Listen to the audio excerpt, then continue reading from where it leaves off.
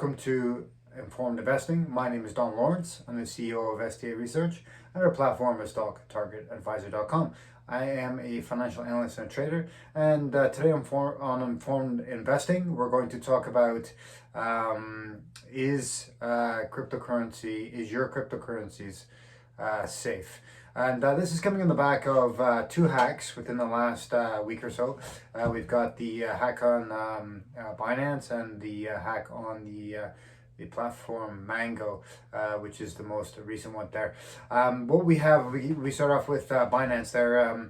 I think about 570 million US dollars was hacked, and it happened on the cross chain bridge there. So the cross chain is basically when you're transferring one token to another token.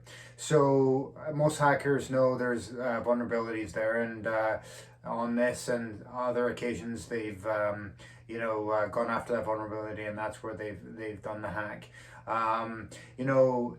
Obviously, so Binance came right out of the gates there. Shortly after it happened, let investors know their funds were safe. Obviously, they determined the hack, and obviously through doing an upgrade they were able to recover about 470 million, so about 100 million sort of remains outstanding on the hackers wallet there that they've not been able to get back. But from 570 million to 100 million loss, that's a pretty good recovery from that there. So the biggest sort of issue here, I think, is not so much the hack. As time goes on, more vulnerabilities are going to be exposed, but also as those vulnerabilities get fixed, the system should be more and more secure. Now, I think the key here is really about where you have your cryptocurrency and where's your wallet. And I think the key is it's got to be on one of the top three. It's got to be on Binance, Kraken, or Coinbase. And if you're on one of those platforms, pretty well sure, guaranteed that they're going to sort of support you and back you up if there is a hack in the case that your funds get stolen through whatever manner in which it happens.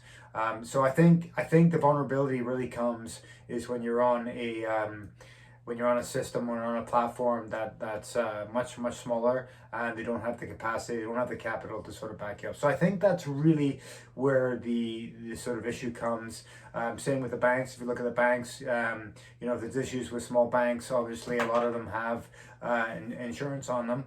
But obviously you're generally safer with the bigger institutions with the larger access to capital there. So unfortunately, it's it's like when you go to Walmart, or Costco. Walmart's return policy is crazy these days, but when you go to Costco, you buy something, there's an issue with it, return it. No questions asked as such. You go to a small mom and pop shop, there's a problem with it. It's more difficult to exchange just because they can't absorb the capital loss the way that the larger institutions go. So essentially that's the way financial institutions work. Obviously they got the capital to back, so you're much safer in that regards. And it's unfortunate in that case because it's harder for smaller companies to sort of grow and survive. But unfortunately, the number one thing you have to look out is capital preservation. In order to do that, you need to make sure that the platform or banks that your funds are in, if it's your trading accounts, that they're safe. So same with crypto. You just got to make sure that the platforms are safe. Now, if we look at Mango, Mango got hacked a couple of days ago. There, the platform, interesting hack. The hacker basically sort of manipulated the value of the Mango token, in so much as they were able to use that as a loan and basically drain the account there. making way with a sizable amount. I think it's around 100 million or something like that. So obviously, and what's interesting, that money remains on that platform because the company doesn't have liquidity to cash out. So the money is still on that platform there. So, if you had 100 million, dollars worth in these smaller platforms and it is legitimate, it would be harder to cash out because they just don't have that type of liquidity. Whereas on Binance, Kraken, and Coinbase, obviously they do. So anyways, guys, really that's what it comes down to. The security safety, it just depends on the platform that you're on. Like anything can be hacked. Your bank account, your debit card, your credit card, all these things have vulnerabilities, and they're not 100% so safe or foolproof. But as long as the institution, the company behind you will support you, that's really what the key here. And I think that's the same with the cryptocurrency industry. Is you just got to make the right choice on where you put your wallet. All right, guys, thanks so much for checking us in.